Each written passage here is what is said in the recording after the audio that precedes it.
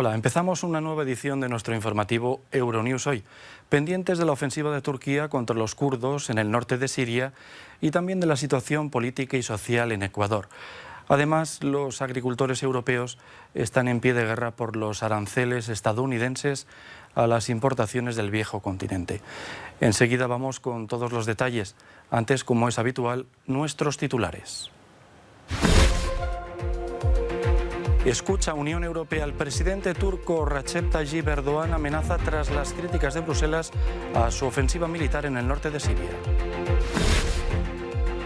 Calma tensa en Ecuador. El presidente Lenín Moreno dispuesto a ofrecer contrapartidas que los indígenas rechazan tras las violentas protestas de los últimos días.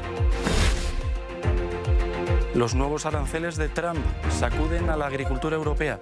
Los olivareros españoles en pie de guerra.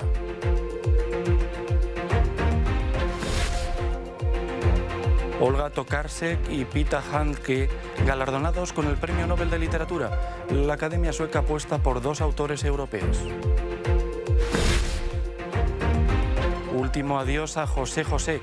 Miles de personas despiden en México al príncipe de la canción.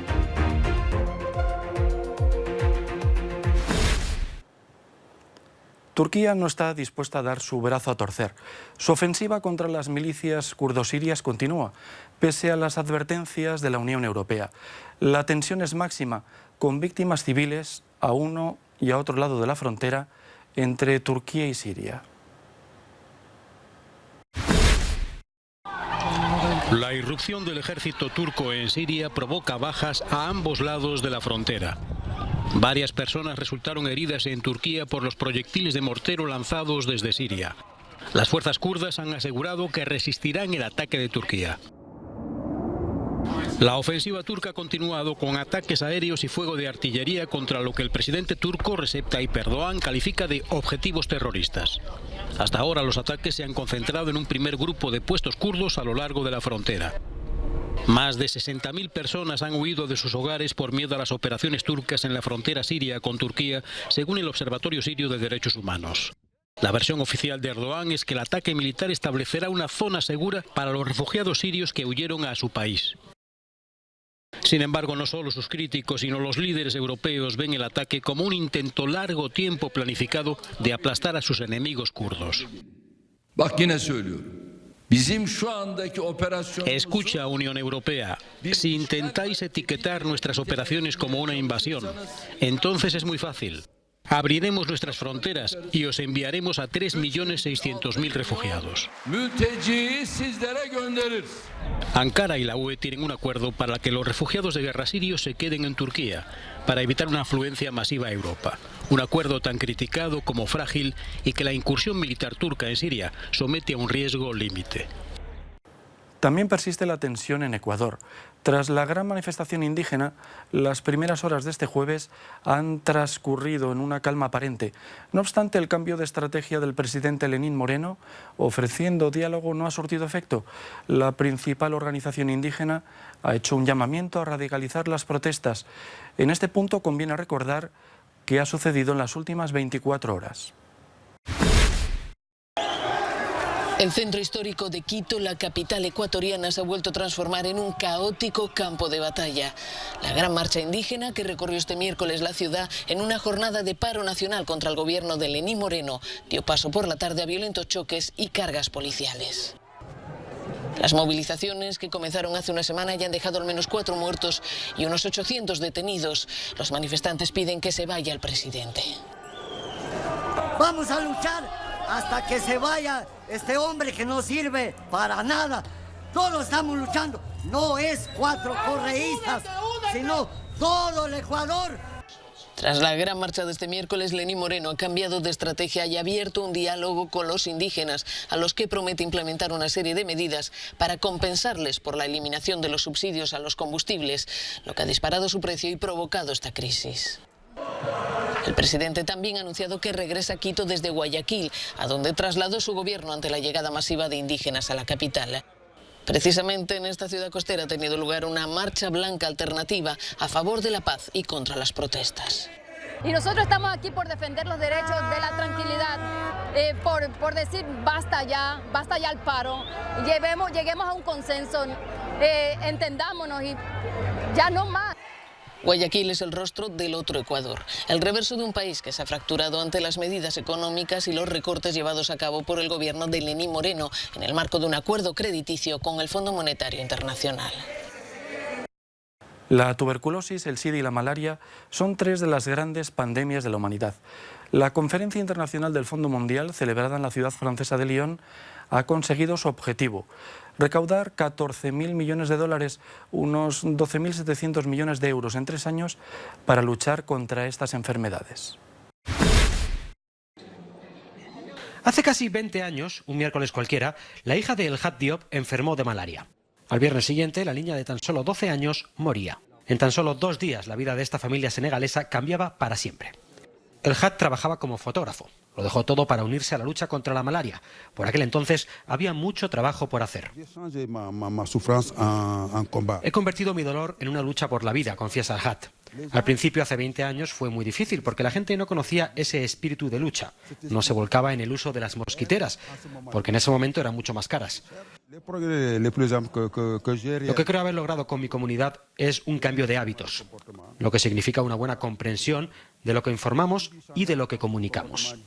Buena percepción de la comunicación y de la información.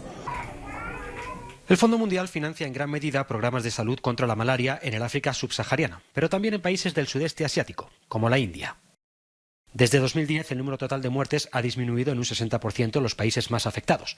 Se ha progresado en el acceso al tratamiento y el 57% de las personas en todo el mundo tiene ahora acceso a mosquiteras tratadas con insecticidas de larga duración, cuando hace 7 años era solo un 33%. Pero en el sudeste asiático persiste la amenaza. Los mosquitos son cada vez más fuertes frente a los insecticidas y algunas especies de parásitos han desarrollado una fuerte resistencia a los medicamentos antipalúdicos. La nueva política comercial de Washington, con la imposición de aranceles a las importaciones, ha puesto a los agricultores europeos en pie de guerra. Los olivareros españoles son unos de los más afectados. Miles de agricultores y productores del sector de la oliva marchan en Madrid exigiendo precios justos. El bajo precio del aceite de oliva en origen, que ha caído un 44% en el último año, sumado a la propuesta de Estados Unidos de aumentar los aranceles sobre los productos agrícolas europeos al 25%, lleva al límite el modo de vida de 250.000 familias ligadas al olivar tradicional en España. Los olivareros exigen medidas para paliar la ruina de los campos españoles. Que Trump nos ha puesto un 25% de aranceles y a esos precios no podemos competir en el olivar tradicional. Nos van a buscar la ruina. Con lo que nos dan de dinero, pues no tenemos para cultivar. Está tan barato y tan mal que no podemos subsistir. Se quejan de que apenas pueden vender su aceite a 2 euros y la carga del 25% hará que los consumidores se abstengan de consumir aceite de oliva y opten por otras grasas que además son menos saludables. El Parlamento Europeo ha rechazado a la candidata francesa a formar parte de la nueva Comisión Europea. Un duro revés para el presidente francés Emmanuel Macron. Sepamos por qué. Las audiencias del Parlamento Europeo se han cobrado una nueva víctima, la francesa Sylvie Goulard. Este jueves, la nominada comisaria para el mercado interior ha sido rechazada por segunda vez por los eurodiputados. Sobre ella pesa su implicación en un escándalo de empleos ficticios. Así es como se ha defendido. No me han acusado y por tanto simplemente les pido que tengan en cuenta los hechos y que tomen una decisión coherente. Entre los principios que ustedes han citado está el de la integridad de los políticos, que es importante, pero también lo es la presunción de inocencia. La candidata francesa no ha sido cuestionada por sus capacidades profesionales, sino por su integridad. Está siendo investigada por las autoridades francesas y por la Oficina Europea de Lucha contra el Fraude por el uso indebido de fondos europeos durante su mandato como eurodiputada. Ha sido rechazada por una amplia mayoría, lo que algunos ven como un auténtico desaire al presidente francés Emmanuel Macron. Es la primera vez que un candidato francés es rechazado y es también la primera vez que un candidato de un país fundador es rechazado. Creo que es una afrenta a Macron y una victoria para el Parlamento. A partir de ahora, solo se aceptarán personas irreprochables. La Eurocámara también ha vetado a los candidatos de Hungría y Rumanía, lo que podría retrasar la aprobación de la nueva comisión de Ursula von der Leyen, prevista para el 24 de octubre. Las denuncias de abusos sexuales en el entorno de la Academia Sueca obligaron el año pasado a suspender la concesión del Premio Nobel de Literatura. Superada la polémica, este año el jurado ha concedido el galardón por partida doble a 2 escritores europeos. La escritora de origen polaco Olga Tokarczuk y su colega austriaco Peter Handke son los ganadores del Nobel de Literatura 2018 y 2019. La Academia se ha decantado finalmente por 2 autores europeos, una doble selección para recuperar la ausencia de galardón del año pasado. El Premio Nobel de Literatura para 2018 se otorga a la autora polaca Olga Tokarczuk por su imaginación narrativa que con pasión enciclopédica representa el cruce de fronteras como forma de vida.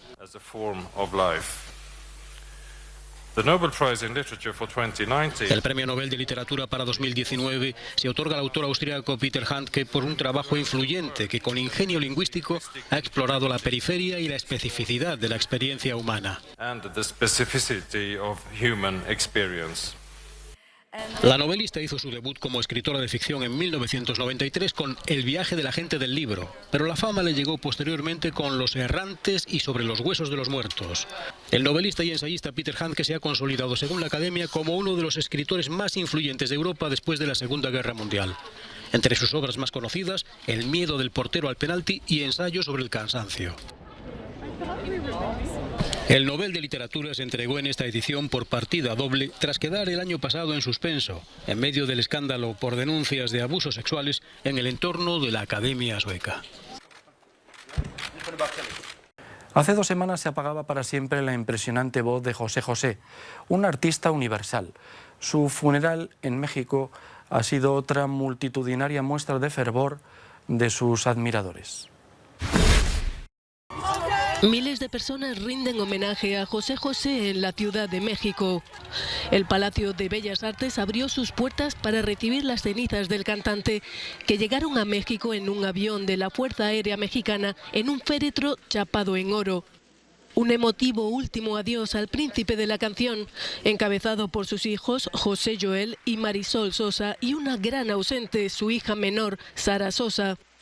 Los restos del famoso cantante permanecieron en el Palacio de Bellas Artes ante un multitudinario cortejo fúnebre. José José, cuyas poderosas baladas románticas cautivaron a América Latina durante más de medio siglo, murió el 28 de septiembre.